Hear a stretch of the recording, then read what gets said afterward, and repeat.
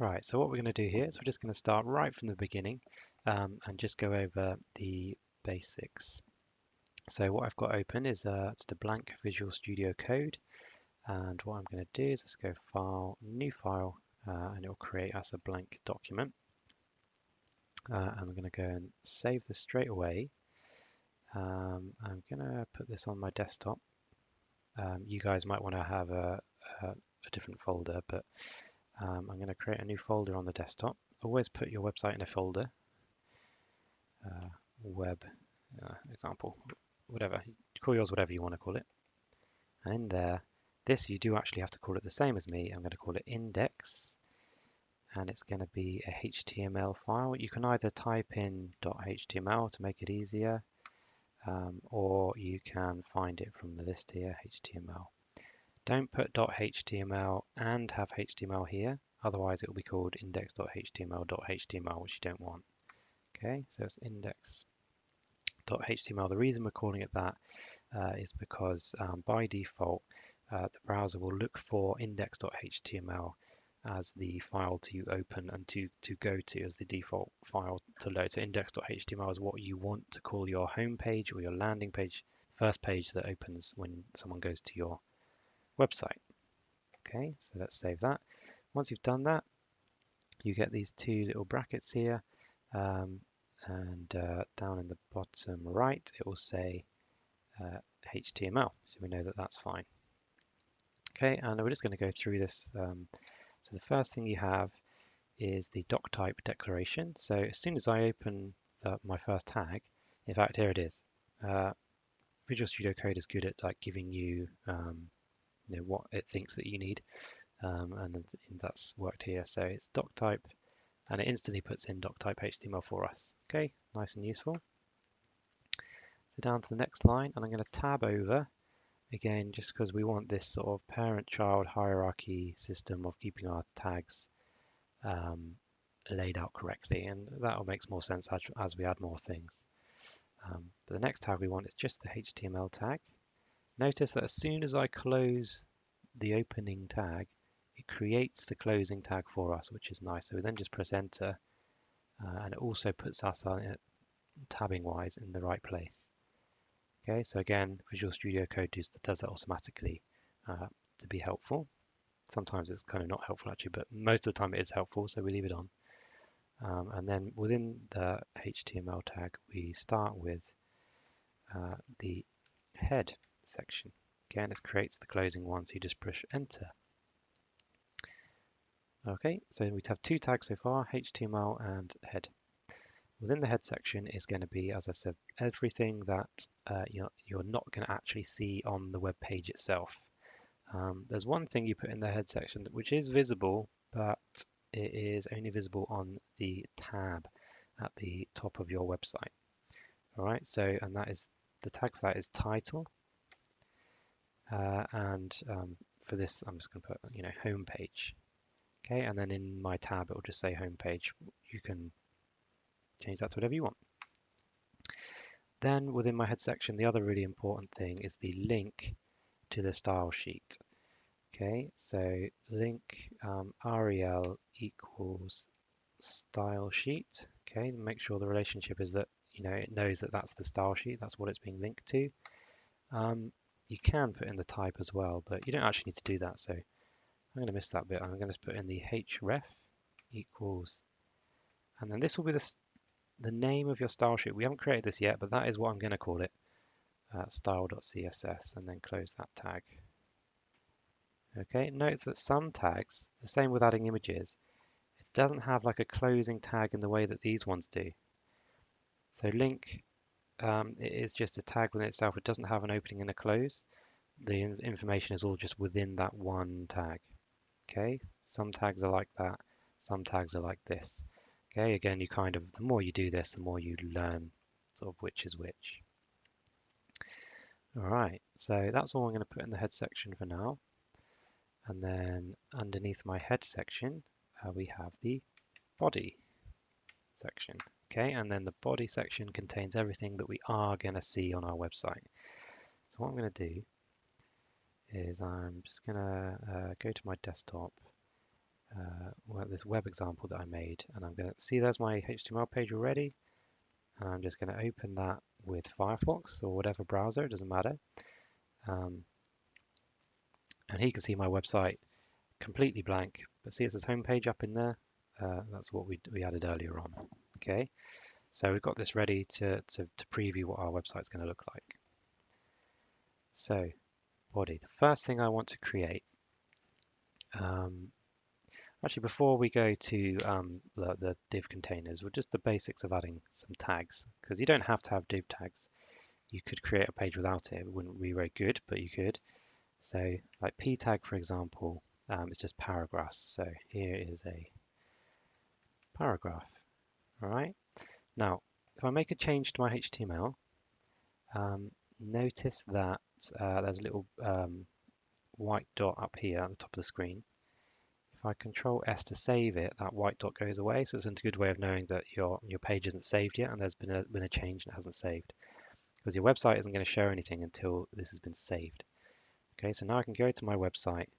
I can hit F5 or hit refresh, and I can see the changes I've made. So there's my website so far. There's my p tag showing on my page. Okay, so but you know, before a p tag, I might want a heading. So that's, for example, the h1 tag. All right, that goes through 1 to 6, depending on if it's a main heading or a subheading or a subheading or a subheading, exactly up to 6. But you're never really going to get that far. So here is my web page and my heading. So I'm going to save that, refresh, and notice that the H1 is obviously a lot bigger than the paragraph text. It does that by default. You can manually change the sizes in CSS, but by default it does that because one's a heading and one's a paragraph, so that's what you'd expect. All right. Notice that everything is pushed to the left-hand side, much like if you started writing a Word document or something, does that by default. Okay, so there's the p tag. What else? So if you had lots of text in here, blah, blah, blah, blah, blah, and you wanted it to go down to a line below, you can just do this br tag there. And then, write another load of text. So you can see that. So where I put the br, it puts it down onto that line below. If I didn't have that, it would be on a long line. Okay, so that's how you can kind of manage that if you want to. There's other things you can add in, like the HR tag, which is used quite a lot still, I think. And that just creates a line across the whole width of whatever container it's in. At the moment, we don't have any div containers, so it's the whole width of the screen. So you might want to make use of that for something that is still used quite a fair bit. And let's say we had another paragraph underneath that, so you can have another p tag. There you go. Images. So images are one of these kind of tags which is doesn't have a start and an end. It's just within itself. So you go img equals, and then the name of the file. So I don't have any images in this yet.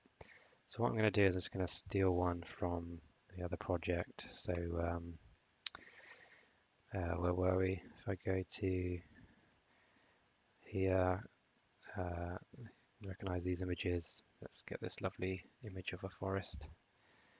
Copy that. Sorry, your folders hopefully are managed well. And just chuck that in there. So I've got an image now in my website folder. It's called forest, and it's a JPEG.jpg.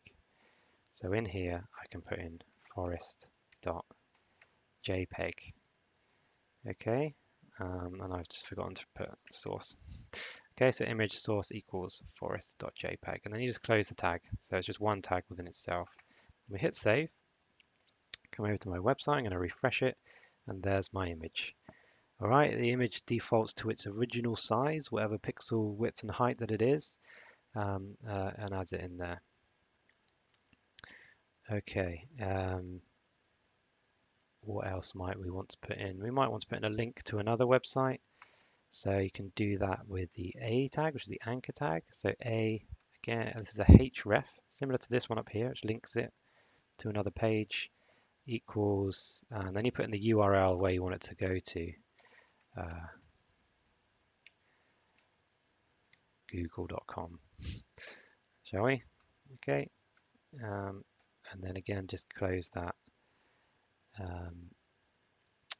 But then in that space, you put in what you want it to actually say on the screen. So we'll just call it a link to Google and save. So the A tag, although you've got more information within the sort of tag, it does have an open and a close because you need to have the actual content of what's seen is different to what's written here. So let's see what that looks like on the page. There it is, link to Google. And if I click that, it would open up Google. Well, I put in something wrong there? Let's have a look. Let's just get the proper URL.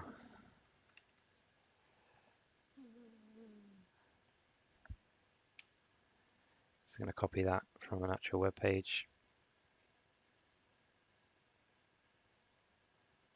So used to copying and pasting URLs that I always mess them up if I'm just typing something. Let's just copy that in, resave that, and then link to Google. There you go, that works fine. Okay, so that's links, and then with CSS we can make that look like a button. Notice that that image that's gone next to the image rather than below it. That's something called inline and block elements, which we'll cover another time, but just bear that in mind for now. So back to our code, I think that's enough tags for now. So perhaps at this stage it's a good point to just kind of still leave it there to play around with, really. There's lots and lots of other tags that you are adding content in HTML as loads, and at this point you can sort of go away and just research and find other ones that you can add in. Add one more thing in here, maybe a H2 just to show you. Here is a subheading. Yeah, and there it goes there. All right, not a very exciting website at the moment, but at this point we're just covering the basics, so this will be fine for now. Practice doing that, add in different headings, paragraphs, add in multiple images if you want to, and all sorts of stuff. And then we'll move on to something else next. Okay.